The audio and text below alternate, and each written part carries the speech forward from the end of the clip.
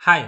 నేను మీ రమేష్. ఇవాళ మనము రెగ్యులర్‌గా రియల్ టైమ్‌లో ఎదురయ్యే సమస్యని వీబీఏ ద్వారా ఎలా సాల్వ్ చేసుకోవచ్చో చూద్దామండి. ఓకేనా? సో, ఇక్కడొచ్చేసి ఒక చిన్న ప్రాబ్లమ్ ఏంటంటే మా ఫ్రెండ్ రెగ్యులర్‌గా ఒక డేటాతోని వర్క్ చేస్తుంటాడు. సో, ఆ డేటాతోని వర్క్ చేసినప్పుడు అతనికి ప్రాబ్లమ్ ఏంటంటే డైలీ ఈ సేమ్ సెల్స్ ఉంటాయి కదండీ!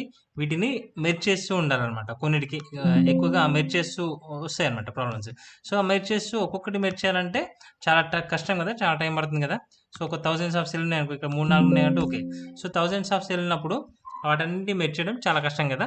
సో, అలాంటప్పుడు మనకి అది ఈజీగా చేయడం ఎలా అని అడిగితే, లాస్ట్ టైమ్ ఒక పైవట్ టేబుల్ అది చెప్పాను. పైవట్ టేబుల్‌లో మరి అంటే దాంట్లో కూడా డిసెండింగ్, అసెండింగ్ వస్తుంది. సో, అది కూడా కరెక్ట్ చేయడానికి ఆల్టర్‌నేట్ ఆప్షన్ అయితే ఇచ్చాను. బట్ నాకు అలా కాకుండా ఒక వీబీఏ కోడ్ ఇస్తే బాగుంటుందని అంటే, సో, ఆ వీబీఏ కోడ్ కూడా ఇచ్చామనమాట. సో, మరి అది ఎలా ఇచ్చామో అది ఎలా యూజ్ చేస్తాడో చూద్దాం. ఓకేనా? సో, ఇప్పుడు ఇక్కడ చూడండి సేమ్ ఇలా ఉన్నాయి కదా! ఈ సెల్స్ అన్ని సెలెక్ట్ చేసుకోండి. మన వీబీఏ కోడ్ వచ్చేసి మనకి ఇలా ఉందండి. ఓకేనా? ఇలా ఇచ్చేసాను. సో, ఈ వీబీఏ కోడ్‌ని జస్ట్ మనం రన్ చేసినామనుకోండి. వీబీఏ కోడ్‌ని ఇట్లా రన్ చేసినామనుకోండి. ఆటోమేటిక్‌గా ఇలా మెర్జ్ అయిపోద్దనమాట. సో, ఇలా కాకుండా మనకి ఎక్సెల్‌లో మాత్రం మెర్జ్ చేయడానికి ఎటువంటి ఆప్షన్ లేదు. సో, మనం ఒక వీబీఏ కోడ్ యూజ్ చేసుకొని ఇలా మెర్జ్ అయితే వేసుకోవచ్చు. సో, ఇప్పుడు ఈ వీబీఏ కోడ్ ఎలా చేస్తారో చూద్దామండి. ఒకసారి వీబీఏ కోడ్‌ని అయితే అబ్జర్వ్ చేయండి. So, merge cells for each అనే లూప్ ఉంది. For each if end if next అనే లూప్ అనమాట ఇది. ఓకేనా? ఇక్కడ చూపించాను కదా! For each selection range if condition ఒక కండిషన్ ఇస్తే దెన్ కండిషన్ ఇస్ ట్రూ అయితే ఆ కోడ్ ఎగ్జిక్యూట్ కావాలి. అదే కోడ్ ఏంటంటే 2 మెర్జ్ అవ్వాలి. సో, దెన్ ఎండ్ ఇఫ్ ఒకవేళ కాకుండా ఎండ్ ఇఫ్ నెక్స్ట్ ఎలిమెంట్‌కి ఈ లూప్ అనేది తిరుగుతూ ఉంటుంది. సో, ఇప్పుడు మనము ప్రోగ్రామ్ ఎలా రాస్తారో ఒకసారి ఈ ప్రోగ్రామ్ అయితే చూడండి. సో, ప్రోగ్రామ్ మళ్ళీ ఒకసారి నేను డిలీట్ చేస్తున్నాను. సో, ఈ ప్రోగ్రామ్ డిలీట్ చేస్తున్నాను. నెక్స్ట్ ఈ మాడ్యూల్ కూడా డిలీట్ చేస్తాను. సో, ఆ ప్రోగ్రామ్ ఎలా రాస్తారో మీకు ఇప్పుడు చూపిస్తాను. సో, ఇక్కడ సేమ్ మళ్ళీ ఈ డేటా అనేది యాజ్ టీజ్‌గానే ఉంచుదాం. సో, ఇక్కడ చూడండి మనము డెవలపర్‌కి అయితే ప్రోగ్రామ్ రాయాలంటే వీబీఏ ప్రోగ్రామ్ అంటే రాయాలంటే డెవలపర్‌కి వెళ్ళాలి. డెవలపర్‌కి వెళ్ళాలంటే ఈ డెవలపర్ మరి మీ దానిలో డిఫాల్ట్‌గా రిఫర్ అవుతుండొచ్చు, అవ్వకపోవచ్చు. సో, ఒకవేళ కాకపోతే ఏదైనా వేరే దాని మీద ట్యాబ్ మీద కర్సర్ ఇచ్చేసి రైట్ క్లిక్ ఇచ్చేసి కస్టమైజ్ రిబ్బన్ కొట్టండి. సో, కస్టమైజ్ రిబ్బన్ కొడితే మీరు డిఫాల్ట్‌గా మీ సిస్టమ్‌లో ఈ డెవలపర్ అనేది అన్‌టిక్ చేసి ఉంటుంది. ఓకేనా? సో, అన్‌టిక్ చేసి ఉంటుంది ఇలా. సో, అప్పుడు మీరు టిక్ చేసుకొని ఓకే క్లిక్ చేయండి. అప్పుడు మీకు డెవలపర్ అనేది రిఫ్లెక్ట్ అవుతుందన్నమాట. ఓకేనా? సో, డెవలపర్‌లోకెళ్ళి విజువల్ బేసిక్ క్లిక్ చేస్తే మనకి వీబీఏ ప్రోగ్రామ్ రాయడానికి ఒక విండో అయితే ఓపెన్ అవుతుంది. సో, మరి ప్రోగ్రామ్ రాయడానికి ఒక పేజ్ కూడా ఓపెన్ కావాలి కదా! దాంట్లో ఇన్సర్ట్‌కెళ్ళి మాడ్యూల్ క్లిక్ చేయండి. మాడ్యూల్ క్లిక్ చేసి ఒక పేజ్ ఓపెన్ అవుతుంది మనం ప్రోగ్రామ్ రాయడానికి. సో, దీంట్లో మనము ప్రోగ్రామ్ రాయడానికి ఒక స్టార్టింగ్, ఎండ్ పాయింట్స్ ఇయ్యాలన్నమాట. సో, స్టార్టింగ్ పాయింట్ నేను సబ్ అని ఇస్తున్నాను. అంటే సబ్ ప్రొసీజర్ ఇది. సో, మీకు ప్రీవియస్ మ్యాక్రో గురించి చెప్పినప్పుడు నేను సబ్ ప్రొసీజర్ గురించి, ఫంక్షన్ ప్రొసీజర్ గురించి చెప్పాను. సో, ఇదైతే సబ్ ప్రొసీజర్. సబ్ ప్రొసీజర్‌లో మనకు సబ్ అని ఇచ్చేసి ఒక నేమ్ ఇవ్వాలి. ఓకేనా? సో, నేమ్ ఇవ్వాలి. నేమ్ అంటే ఏమి ఇస్తారు? మరి మనకేంటి ఇప్పుడు మెర్జ్ సెల్స్ చేద్దాం అనుకుంటున్నాం. మీరు ఏదైనా పేరు ఇయ్యండి. సో, దానిలో స్పేసెస్ లేకుండా ఇవ్వండి. మెర్జ్ సెల్స్ అని ఇస్తున్నాను. ఓకేనా? పేరు ఏదైనా ఇవ్వండి. Merge cells, merge data something ఏదైనా ఇవ్వండి. మెర్జ్ సెల్స్ ఇచ్చేసి ఓపెన్ బ్రాకెట్, క్లోజ్ బ్రాకెట్ కొట్టేసి ఎంటర్ కొట్టగానే ఎండ్ సబ్ కూడా వచ్చేస్తుందన్నమాట. సో, మరి మనము ఈ మధ్యలో దీని మధ్యలో ప్రోగ్రామ్ రాయాలి. ఓకేనా? సో, దీని మధ్యలో ప్రోగ్రామ్ రాస్తున్నాను. సో, మనకి ఆహ్, ప్రోగ్రామ్ ఎలా మనకు ఒక ఆబ్జెక్ట్, ఒక ఎలిమెంట్ అనేది కావాలి కదా! ఇప్పుడు ఎలిమెంట్ అనేది మనం డిఫైన్ చేస్తున్నాం. అంటే ఇప్పుడు నేను ఈ సెలక్షన్‌లో ఈ రేంజ్ అంటే ఇదొక సెల్ అంటే ఈ సెల్‌ని ఒక డిఫైన్ చేయాలి. ఏంటిదనేది ఓకేనే. సో, మనం చెప్పేది డిమ్ అంటే డిఫైన్ చేస్తారన్నమాట. డిమ్ ఆర్ఎన్‌జీ కాకుండా సెల్ కాకుండా ఏదో ఒకటి ఆర్ఎన్‌జీ అని ఇద్దాం. రేంజ్ అని అన్నట్టుగా డిమ్ ఆర్ఎన్‌జీ యాజ్ రేంజ్. ఓకేనా? అంటే ఈ ఎలిమెంట్ అనేది ఒక రేంజ్ అనమాట. ఓకేనా? సో, ఇది ఈ సి8 అనేది ఒక రేంజ్ అనమాట. సి9 అనేది ఒక రేంజ్. అంటే మన ప్రతి సెలక్షన్‌లో ప్రతీది అంటే మన సెలక్షన్‌లో ప్రతి ఒక్కొక్క చిన్న సెల్ ఒక రేంజ్ అన్నట్టు. ఓకేనా? సో, ఇప్పుడు మనం ఇవి 2 కలిపి కూడా ఇవి 2 మెర్జ్ అయినప్పుడు అది ఒక రేంజ్ అవుతది కదా! సో, అందుకని మనం ఫర్ ఈచ్ సెలక్షన్ అది డిమ్ రేంజ్ ఆర్ఎన్‌జీ అనేది ఒక ఎలిమెంట్‌ని డిఫైన్ చేసినాను. ఓకేనా? సో, ఇప్పుడు మనం లూప్ రాద్దాం. లూప్ అనేది ఫర్ ఈచ్ ఇదేంటి రేంజ్ కదా! ఈ రేంజ్ ఆర్ఎన్‌జీ అనేది ఫర్ ఈచ్ ఆర్ఎన్‌జీ ఇన్ దేంట్లో సెలక్షన్‌లో మనం సెలక్షన్ చేసుకున్న దాంట్లో ఓకే. ఇది మన లూపు. దాని తర్వాత ఏమొస్తది? ఈ లూప్లో for each selection range if condition వస్తుంది. సరే ఇఫ్ కండిషన్ ఏంటి, ఇది ఈక్వల్ టు ఇది అయితే అంటే ఇదంటే ఆర్ఎన్జి, ఇదంటే ఆర్ఎన్జి కన్నా దాని తర్వాత రో అంటే ఇఫ్ ఆర్ఎన్జి అంటే ఇది సెల్, బట్ ఆర్ఎన్జి లోపల నా వాల్యూ కావాలి కదా. సో ఆర్ఎన్జి డాట్ వాల్యూ అంటే ఆర్ఎన్జి వాల్యూ అంటే సెల్లో ఉన్న value equal to RNG dot offset అంటే ఒక రో కిందకి జరగాలి కదా, ఆర్ఎన్జి ఆఫ్సెట్ 1,0. ఓకేనా. సో ఇంతకుముందు మీరు ఆఫ్సెట్ గురించి చెప్పాను. సో అదైతే చూడండి, ఆఫ్సెట్ అంటే మన ఒక దగ్గర నుంచి వెళ్ళి ఒక రో కిందకి జరిగింది, ఒక కాలం పక్క జరిగింది అని అంటుంది కదా. ఇది రో ఒక కిందకి జరిగింది అన్నట్టు, 0 కాలం పక్క జరిగింది అనమాట. అంటే కిందకు ఒకటే రో జరిగింది కాబట్టి రోను 1 ఇచ్చాను అనమాట. ఓకేనా. ఆర్ఎన్జి ఆఫ్సెట్ డాట్ వాల్యూ అంటే దాని కింద సెల్, ఒక రో కింద జరిగింది కాబట్టి ఈ సెల్ అంటే C9, C8 ఈక్వల్ C9 అన్నట్టు. అంటే మళ్ళీ నెక్స్ట్ మళ్ళీ C9 ఈక్వల్ టు C10 అట్లా ప్రతి సెలక్షన్లో ప్రతి వాల్యూని చెక్ చేస్తుంది లూప్లో. So RNG dot value offset dot value same అయితే అండ్ ఇంకోటి ఆటోమేటిక్గా ఇక్కడ ఒకవేళ రెండు సేమ్ అయితే దెన్ ఏం రాయొచ్చు, ఈ రేంజ్ అంటే ఈ రెండు సెల్స్ మెర్జ్ కావాలి కదా. ఈ రెండు సెల్స్ని ఎలా డిఫైన్ చేయొచ్చు, అదొక రేంజ్ అవుతుంది. రేంజ్ అనేది ఆ సెల్స్ని డిఫైన్ చేయాలంటే ఆర్ఎన్జి అనే సెల్, దాని కింద సెల్, ఆర్ఎన్జి కింద సెల్ అంటే ఆర్ఎన్జి డాట్ ఆఫ్సెట్. ఇప్పుడు సెల్స్ అనేది అంటే వాల్యూ ఇవ్వద్దు కదా, అండ్ సెల్స్ అనేది మెర్జ్ కావాలి. ఆఫ్సెట్ 1,0 క్లోజ్ బ్రాకెట్ ఇచ్చేస్తాం అంటే ఈ రేంజ్ అన్నట్టు. అంటే ఈ పైన సెల్ ఆ సెల్ దాని కింద సెల్ సేమ్ అయితే దాని కింద సెల్ అనేది డాట్ ఇచ్చేసి ఏం కావాలి, మెర్జ్ అనే ఫంక్షన్, మెర్జ్ అనేది యూజ్ చేయొచ్చు అనమాట. అంతే, ఇది సింపుల్. ఇది ఈక్వల్ టు ఇది అయినప్పుడు ఆ రెండు సెల్స్ మెర్జ్ అవ్వాలన్నమాట. ఫస్ట్ ఇది చెక్ చేస్తుంది, ఈ రెండు సేమ్ అయినా అని చూస్తుంది. సేమ్ అయితే మెర్జ్ అయిపోతుంది. దాని కింద చెక్ చేస్తుంది, దాని కింద సేమ్ అయినా మెర్జ్ అయిపోతుంది, అలా అనమాట. సో లూప్ అనేది రావాలి కదా. మళ్ళీ ఇఫ్ అని రాసినప్పుడు మనకి ఎండ్ ఇఫ్ కూడా ఇవ్వాలి, నెక్స్ట్ ఫర్ రాసినప్పుడు నెక్స్ట్ మళ్ళీ అంటే లూప్ ఎండ్ ఇఫ్ వస్తే రెండు సేమ్ అయితే మెర్జ్ అవుతుంది, మళ్ళీ నెక్స్ట్ ఎలిమెంట్కి పోవాలి కాబట్టి ఫర్ రాసినప్పుడు నెక్స్ట్ రాయాలి, నెక్స్ట్ ఎలిమెంట్ రాయాలి. ఇక్కడ ఎలిమెంట్ రాయకుండా నెక్స్ట్ ఒకటి రాసినా ఏం కాదనమాట. ఓకేనా. సో అంతే, ఇది జస్ట్ మన ప్రోగ్రామ్. ఓకేనా. ఇప్పుడు నేను ఒకసారి స్టెప్ వైజ్గా ఒక్కొక్క స్టెప్ చెక్ చేస్తున్నాను చూడండి. F8 కొడితే ఒక్కొక్క స్టెప్ రన్ అవుతుంటుంది.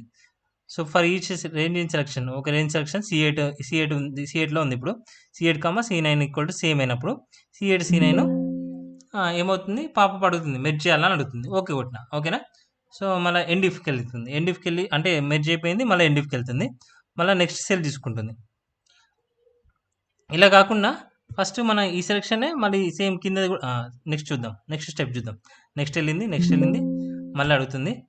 సో ఇప్పుడు ఈ సెల్ చూస్తుంది, ఈ సెల్ని ఫస్ట్ నెక్స్ట్ ఈ సెల్ చూస్తుంది.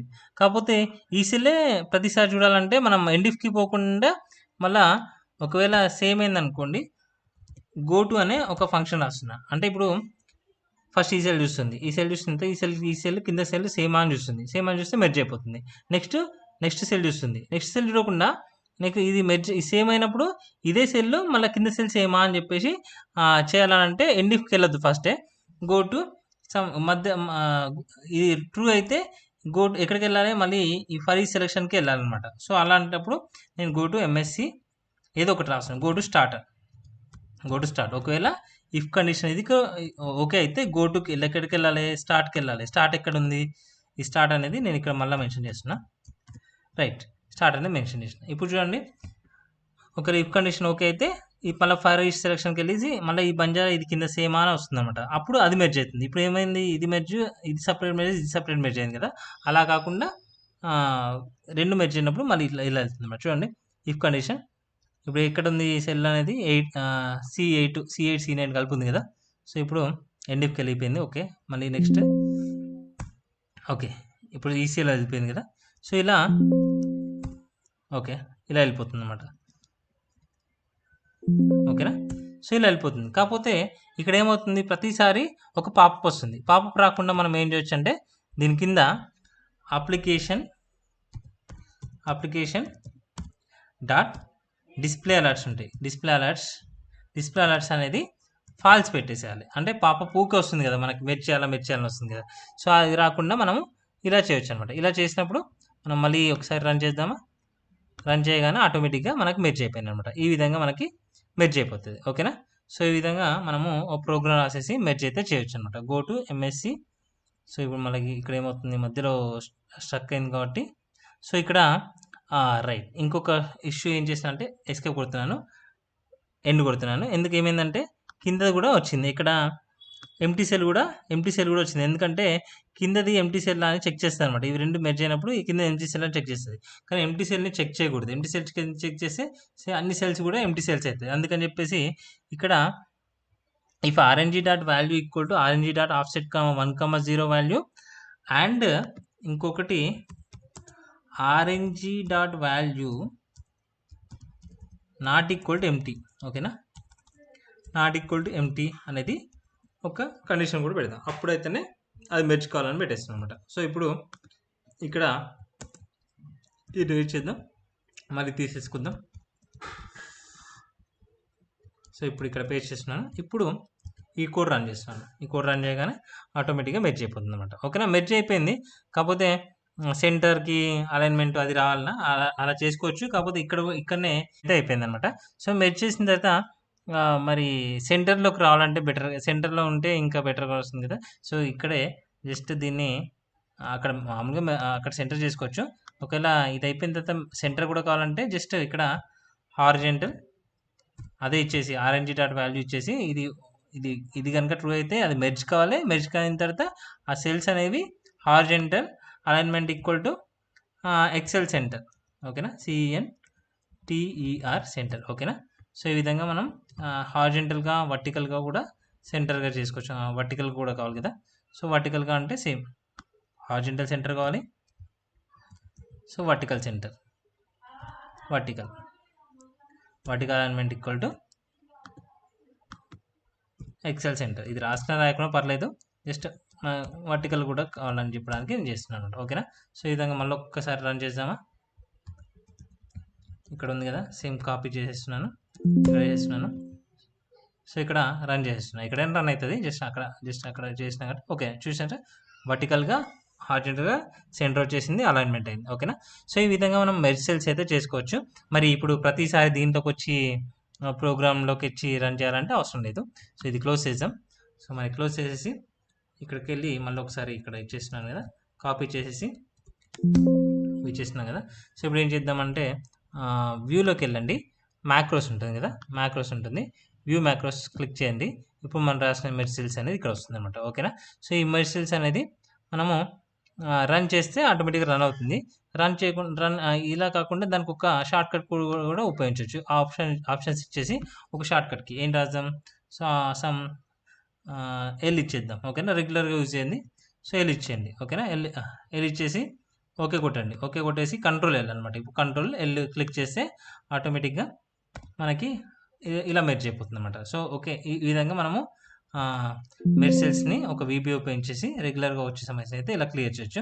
మరి ఇది ఇలా మన కంట్రోల్ ఎల్ ఉపయోగించాలా? మన దాంట్లో యాడ్ కూడా చేసుకోవచ్చు. ఇలా యాడ్ కూడా చేసుకోవచ్చు. ఎలా అంటే మ్యాక్రోస్‌ని డెవలపర్‌లో వెళ్ళి సో, దీంట్లో ఒక బటన్ లాగా కూడా యూజ్ చేయొచ్చనమాట. బటన్ లాగా కూడా యూజ్ చేయాలంటే మనము దీన్ని ఒక ఏదైతే మ్యాక్రోస్ ఉన్నాయో ఈ మ్యాక్రో ఉంది కదా! వ్యూ మ్యాక్రోస్‌ని. సో, ఒకవేళ మీరు ఇన్సర్ట్‌కి వెళ్ళి ఇన్సర్ట్‌లో ఒక బటన్ చిన్నది ఇచ్చారనుకోండి. ఇక్కడ ఇచ్చినా పర్లేదు. లేకపోతే ఈ ఫైల్ అనేది సేవ్ చేసుకొని దాన్ని ఒక యాడ్ ఆన్ కింద ఇక్కడ అసైన్ మ్యాక్రో ఉంది కదా! అసైన్ మ్యాక్రో క్లిక్ చేసి ఇక్కడ ఇలా ఇచ్చేయచ్చు. సో, దీన్ని క్లిక్ చేసినా ఆటోమేటిక్‌గా అయిపోతుందన్నమాట. ఇక్కడ చూడండి. మెర్జ్ సెల్స్ అనేది సో, దీన్ని క్లిక్ చేసినా ఆటోమేటిక్‌గా మెర్జ్ అయిపోతుంది. సో, దీని మీద మెర్జ్ అని రాయొచ్చు.